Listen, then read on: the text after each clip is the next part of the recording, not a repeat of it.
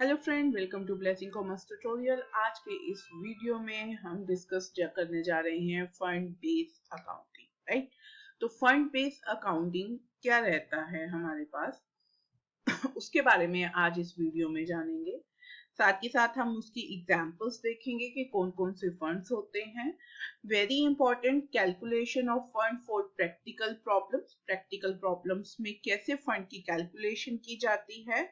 Calculation करने के बाद जो फिगर आएगी उसको बैलेंस शीट या इनकम एंड एक्सपेंडिचर अकाउंट कैसे प्लेस करना है।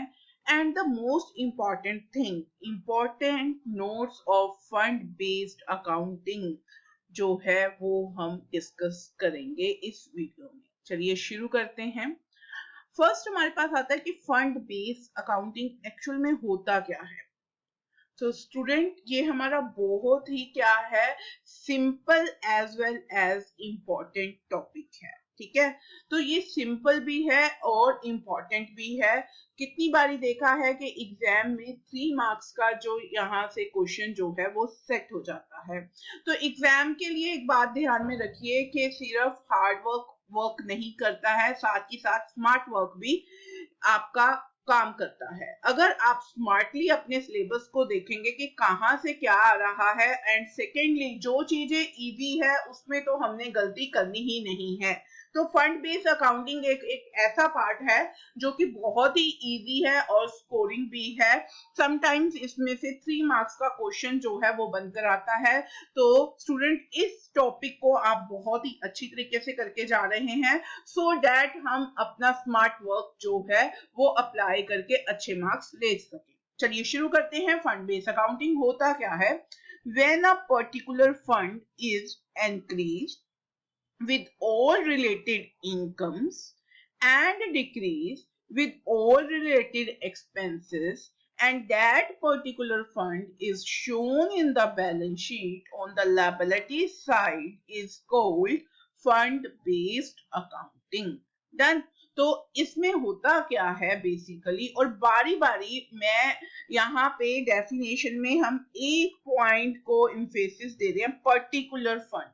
पर्टिकुलर फंड क्यों बोला जाता है कि यहाँ पे डिफरेंट डिफरेंट काइंड के क्या बने होंगे, आपके पास फंड्स बने होंगे। कैसे बने होंगे? लाइक मैच फंड है, बिल्डिंग फंड है, प्राइज डिस्ट्रीब्यूशन फंड है, स्पोर्ट्स क्लब फंड है, लाइब्रेरी फंड है। तो ये डिफरेंट डिफरेंट फंड्स रहेंगे। आपने क्या करना है, जो भी क्वेश्चन में जैसा भी फंड दिया जाएगा बहुत केयरफुली उसको रीड आउट करना है कि अगर मैच फंड है तो मैच फंड के ही सारे क्या लेंगे आप, एक्सपेंसेस, और क्या लेंगे आप, इनकम लेंगे। अगर मैच फंड के साथ आपको कुछ प्राइज डिस्ट्रीब्यूशन या फिर बिल्डिंग फंड के बारे में दे दिया जाता है, बिल्डिंग फंड का कोई एक्सपेंस दे दिया जाता है, या प्राइस डिस्ट्रीब्यूशन फंड का कोई एक्सपेंस दे दिया जाता है, तो ये जो दो फंड्स हैं वो मैच फंड में नहीं आएंगे। तभी हम बारी बारी बात कर रहे हैं पर्टिकुलर फंड, पर्टिकुलर फंड के एक्सपेंसेस, पर्टिकुलर फंड की इनकम्स हम वहां पे नोट डाउन करेंगे। तो ये बहुत ही इंपॉर्टेंट टर्म है, पर्टिकुलर। तो जो भी आपको क्वेश्चन में फंड दिया जाएगा आपने उसी के related expenses as well as क्या देखनी है, इनकम देखनी है। तो आप क्या कह सकते हो कि पर्टिकुलर फंड, और उसमें जितनी भी आपके पास इनकम्स आ जाएंगी उसको हम क्या कर देंगे, प्लस कर देंगे, और जितने भी एक्सपेंसेस आ जाएंगे उसको हम क्या कर देंगे, डिडक्ट कर देंगे। तो वो हमारा पर्टिकुलर फंड जो है वो आ जाएगा। डन। तो इस सारे कॉन्सेप्ट को क्या बोलते हैं, फंड बेस्ड अकाउंटिंग बोलते हैं। तो अब हम मेन पॉइंट पे आते हैं कि ये कैलकुलेशन कैसे हमने करना है। जो हमारे पास, हमने अपना प्रैक्टिकल सम जब अटेम्प्ट करना है तो क्या करना है। लाइक आपके पास मैं एग्जांपल ले रही हूँ कि प्राइस फंड दे रखा है। ठीक है, प्राइस फंड कितना दे रखा है, लेट्स सपोज आपको 10,000 रुपी दे रखा है। अब जो ये प्राइस फंड है ये इंक्रीज कैसे हो सकता है, कोई पर्सन आके उसके लिए क्या दे सकता है, donation, because it's a NPO. ठीक है ना। नॉन प्रॉफिट ऑर्गेनाइजेशन, तो इनकम का सोर्स कई लोग आकर उस फंड को, प्राइजेस फंड को प्रमोट करने के लिए क्या दे देते हैं, डोनेशन दे देते हैं। तो इट मींस उससे फंड इंक्रीज हो रहा है, इंक्रीज हो रहा है, तो मैंने यहाँ पे क्या कर दिया, ऐड कर दिया। फिर एक और एडिशन होगी, interest on prize fund, right. अब ये क्या बात हुई कि इंटरेस्ट ऑन प्राइज फंड, ये कैसे होता है राजे, ये देखिए आप कि आपने, किसी पर्सन ने आके प्राइज फंड के लिए डोनेशन दी थी, ठीक है, उसने प्राइज फंड के लिए डोनेशन दी 1 लाख, लेकिन मेरे को प्राइजेस डिस्ट्रीब्यूट करने के लिए कितने रुपीस चाहिए, लेट्स सपोज 2 लाख।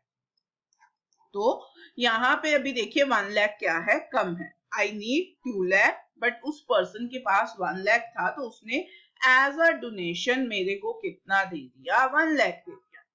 अब वो पर्सन कहता है कि अभी तो मेरे पास 1 लाख ही है, आप कहीं और से अरेंज कर सकते हो, तो वेल एंड गुड, अदरवाइज हम अगले साल देख लेंगे, अगर मेरे पास और फंड होंगे तो मैं डेफिनेटली दे दूंगा।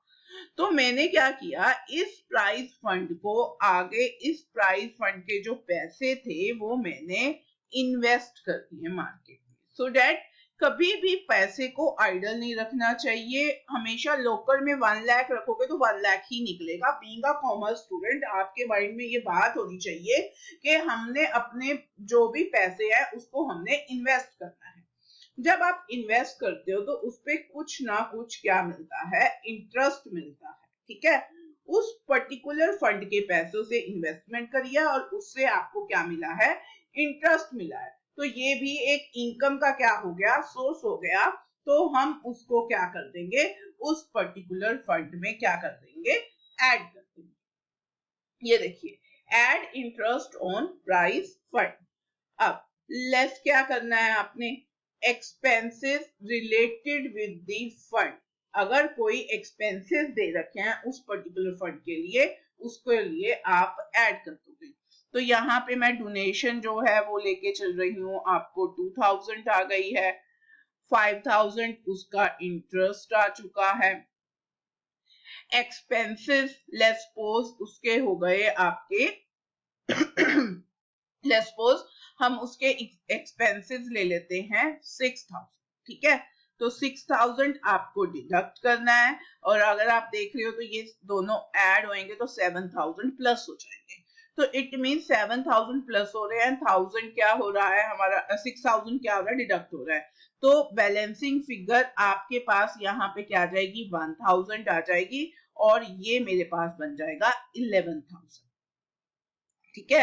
ये जब 11000 आपके पास बन गया, अब आप देखिए ये कौन सी फिगर आई है आपके पास, पॉजिटिव आई है, 11000 क्या आए हैं, पॉजिटिव आए हैं। बट कई सिनेरियोस ऐसे भी आएंगे जब ये 11000 क्या आएंगे, नेगेटिव आएंगे।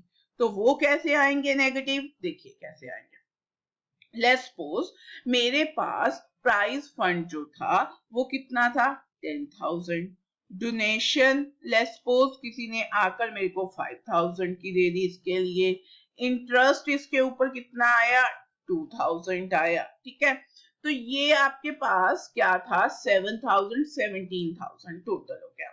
और एक्सपेंस जब करने की बारी आई तो वो कितना आ गया मेरे पास, 18000, ठीक है। एक्सपेंसेस कितने आ गए, 18000।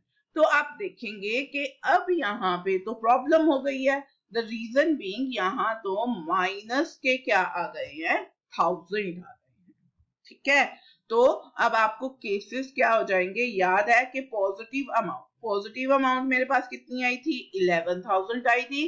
अब नेगेटिव अमाउंट कितनी आ रही है, 1000 आ रही है। तो ये तो भाई प्रॉब्लम की बात हो गई, अब मैं नेगेटिव को क्या करूं और पॉजिटिव को क्या करूं। तो यही हमारा मेन पॉइंट है कि हमने करना क्या है। अगर तो आपके पास पॉजिटिव फिगर आती है, जो हमने अभी एग्जांपल करी है, 11000 पॉजिटिव फिगर आई थी, वो फिगर बैलेंस शीट में चली जाएगी लायबिलिटी साइड। डन, वो कहां चली जाएगी, बैलेंस शीट में चली जाएगी लायबिलिटी साइड पे। और जो हमारे पास नेगेटिव फिगर आई है 1000 रुपीज, अगर नेगेटिव आएगी तो वो इनकम एंड एक्सपेंडिचर अकाउंट में किस साइड पे चली जाएगी राजे? आपके पास एक्सपेंडिचर साइड पे चली जाएगी। कैसे? देखिए, तो इसको ट्रीट कैसे करेंगे हम? देखिए, जैसे ये बैलेंस शीट है हमारे पास, तो बैलेंस शीट में हमने क्या करना है, यहाँ पे अपना 11,000 आया था ना, तो आपने प्राइस फंड है, तो क्या किया, यहाँ पे 10,000 लगा दिया। यहीं पे आपने क्या कर देनी है, ऐड डोनेशन, और ऐड क्या था हमारे पास, इंटरेस्ट था, और लेस क्या करने थे हमने, एक्सपेंसेस करने थे। तो ये सारी कैलकुलेशन करके हमारे पास फिगर आ रही थी 11,000 की, तो वो आप बैलेंस शीट में इस तरह से लायबिलिटी साइड पे डाल देंगे। और इन केस ये कौन सी फिगर थी आपकी, पॉजिटिव, और इन केस अगर नेगेटिव फिगर आती है तो हमने यहाँ पे क्या डाल देना है, प्राइस फंड, और यहाँ पे फिगर कितनी आएगी, 1,000। ठीक है, तो ये आपके पास ट्रीटमेंट हो गया कि ये बहुत ही इंपॉर्टेंट है कि अगर नेगेटिव फिगर आती है तो जो रिजल्टेंट फिगर होती है, रिजल्ट कितना निकल कर आया था, 1,000। ठीक है, तो 1,000 सिर्फ आपने इनकम एंड एक्सपेंडिचर अकाउंट में डालना है, और इन केस पॉजिटिव फिगर आती है तो ये देखिए आप सारी कैलकुलेशन यहाँ कर आके 11,000 आउटर फिगर में प्राइस फंड के लिए डाल देंगे। उस केस में इनकम एंड एक्सपेंडिचर अकाउंट में कुछ भी नहीं जाएगा। डन?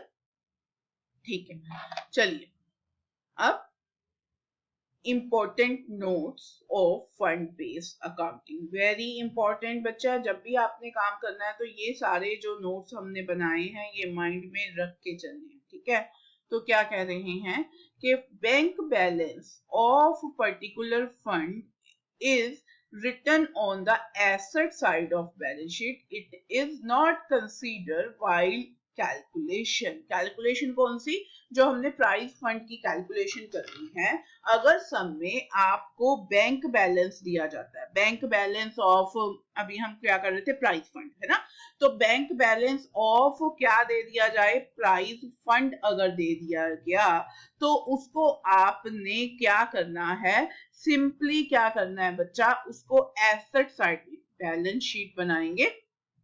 बैलेंस शीट की एक क्या होती है, एसेट साइड होती है ना, एसेट और अमाउंट, है ना, यहाँ पे बैंक बैलेंस लिख देंगे उस पर्टिकुलर फंड का। इसको कुछ भी छेड़ना नहीं है आपको, इसको कोई भी आपको क्या नहीं करना, जो हमने अभी कैलकुलेशन सिखाई है ना उसमें ये बैंक बैलेंस को नहीं लेना। डन? तो इसी तरह आपके पास particular fund investment is written on the asset side of the balance sheet. It is not considered while calculation. ठीक है, तो उसको कैलकुलेशन के टाइम पे आपने कंसीडर नहीं करना है, इसको भी आपने बैलेंस शीट में डाल देना है। कैसे डालना है ये देखिए, तो आपने बैलेंस शीट में यहाँ पे एक तो हमने पहला पॉइंट किया था बैंक बैलेंस। ठीक है, bank balance of price fund अगर दिया हुआ है क्वेश्चन में उसको डाल देना है, जो भी रहेगा। ऐसे ही आपके पास अगर प्राइस फंड की कोई क्या होगी, इन्वेस्टमेंट होगी। डन? अगर कोई इन्वेस्टमेंट होगी तो वो एसेट साइड पर आ जाएगी, उसका उस कैलकुलेशन से लेना देना नहीं है। डन?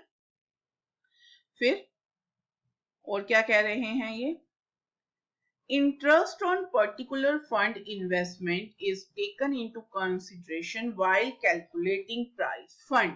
अगर उसके ऊपर कोई इंटरेस्ट मिलता है हमें तो हम वो ऐड करेंगे, वो हमने ऑलरेडी आपको बता दिया था। अब वेरी वेरी इंपॉर्टेंट पॉइंट जो क्वेश्चन में आने का चांसेस रहते हैं, if any interest accrued found, अगर कोई इंटरेस्ट एक्रूड फाउंड किया जाना है, then it is placed on the asset side of balance sheet. Done? तो अगर कोई इंटरेस्ट एक्रू की हमारे पास फिगर आ जाएगी तो उसको आप एसेट साइड पे डालोगे बैलेंस शीट के।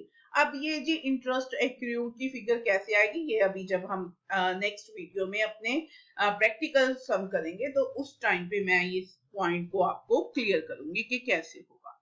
डन? तो ये हमारा आज का वीडियो था और हमने अब नेक्स्ट वीडियो जो लेकर आना है वो हम लेकर आएंगे practical problem of fund based accounting. और साथ ही साथ मैं आपके साथ इस बात में जरूर कहना चाहूंगी कि हमें बहुत ही खुशी हो रही है कि जो हमने एनपीओ की सीरीज स्टार्ट करी है तो हमारे साथ बहुत सारे नए सब्सक्राइबर जो हैं वो जुड़ रहे हैं। तो थैंक यू सो मच। और इसी तरह अगर आपको हमारा वीडियो पसंद आ रहा है तो सब्सक्राइब, लाइक और शेयर करना मत भूलिए। Thank you.